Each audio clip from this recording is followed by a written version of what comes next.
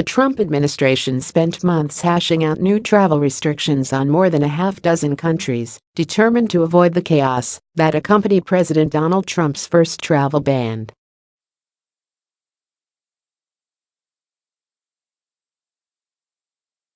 But critics say it's a mystery why some countries are included, and they believe Venezuela and North Korea were added to provide legal and political cover for what they say remains a Muslim ban.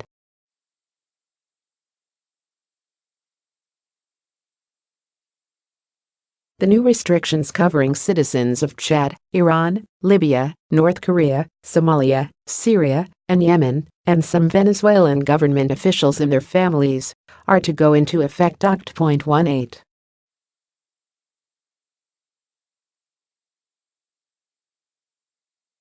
As for the previous version, which expired on Sunday, the Supreme Court on Monday announced it would cancel arguments scheduled for next month to give both sides time to consider the implications of the new one.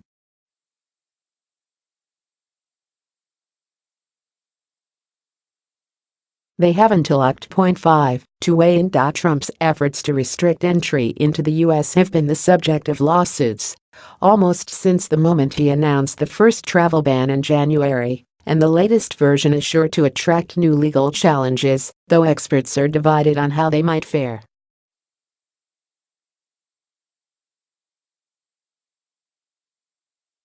Avida Mousavian, senior policy attorney at the National Immigration Law Center, said she saw little difference between the earlier bans and the new policy, despite the addition of two non-Muslim countries.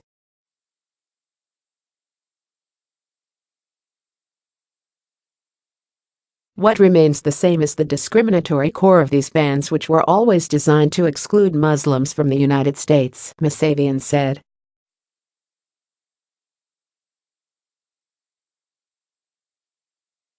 But Stephen Yell-Lower, an immigration expert at Cornell University, said the latest version is narrower and better explained, including about how the government decided which countries to target.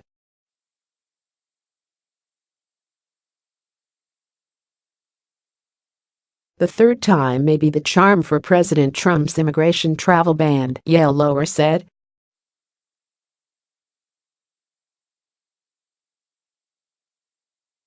Administration officials have stressed the latest version is the result of a lengthy process and based on an objective assessment of each country's security situation and willingness to share information with the EU.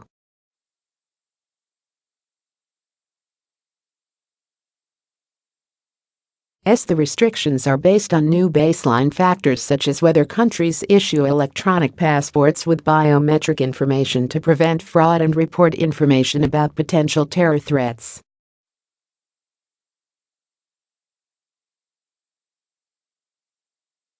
That baseline was shared with countries across the globe, and they were given 50 days to comply.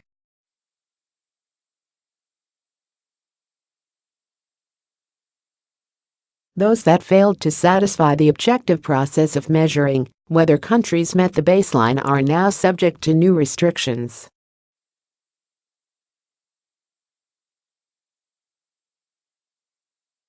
The countries that ultimately were included on the list fall into three basic categories, officials said.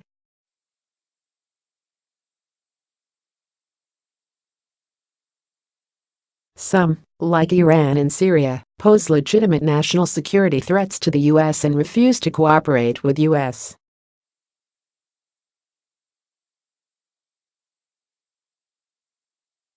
consular investigations.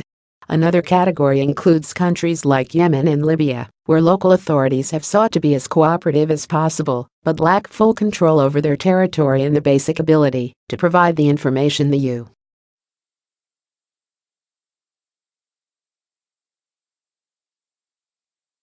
wants. In those cases, officials said, the U.S. tried to stress that inclusion on the list wasn't an indictment of those nations' commitment to fighting terrorism.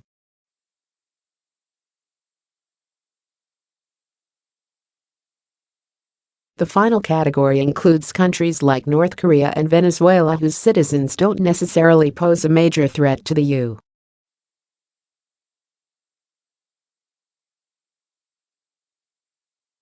But where the administration wanted to send a message that the government's broader actions are unacceptable.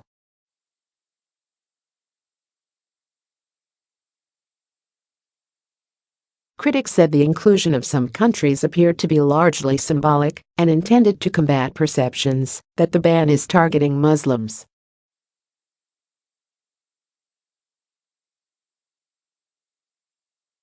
The new visa sanctions on Venezuela, for instance, apply only to officials from 5 government security agencies and their immediate families.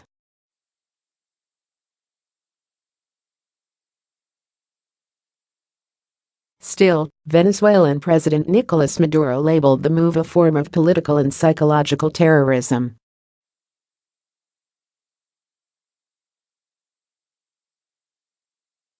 The restrictions on North Korea will have little impact because so few of its citizens visit the United States.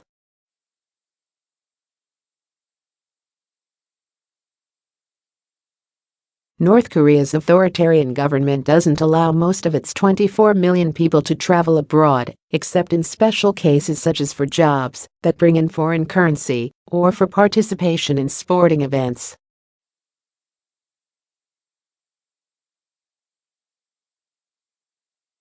Indeed, according to the State Department, in 2016 the U.S. issued just 9 immigrant visas and 52 non-immigrant visas to citizens of North Korea.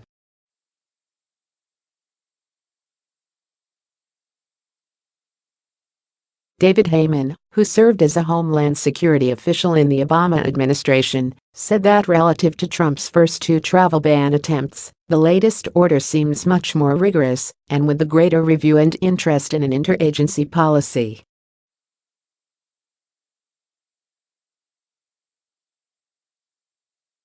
But he said the most pressing threat remains homegrown extremists. If we're looking to protect America from the terrorist threat, which is the motive behind this order, this continues to miss the point, Heymann said.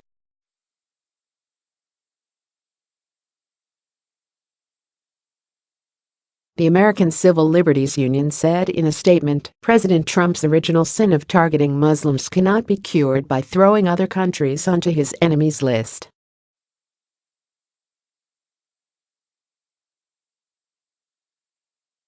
The inclusion of Chad, which has been a major player in the fight against Boko Haram, raised eyebrows.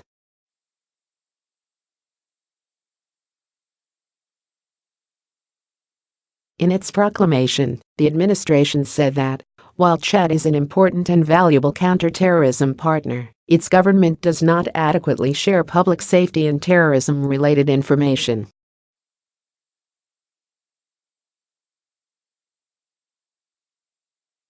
It also noted several terrorist groups are active in the country. Chad's government said it learned with astonishment of the U.S.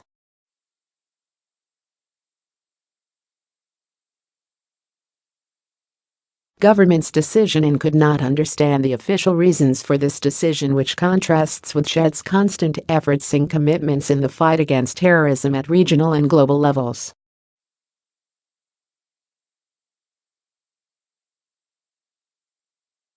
The Homeland Security Department largely left it up to U.S. embassies in potentially affected areas to gather information about whether their host countries were supplying needed information and cooperating enough with authorities to enable the U.S.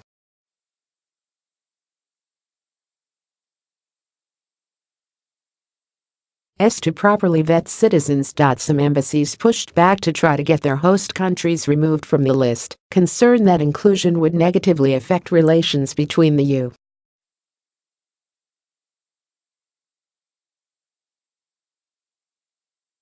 and those countries, administration officials said. In some cases, the embassies ought to explain to Homeland Security that the host country was already cooperating and providing the information the administration said it needed.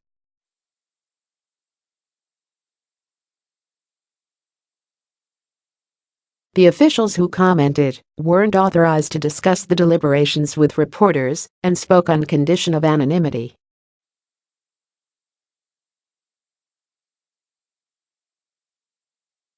Turkey was one of the countries that the administration considered adding to the list, but ultimately decided against. 1 U.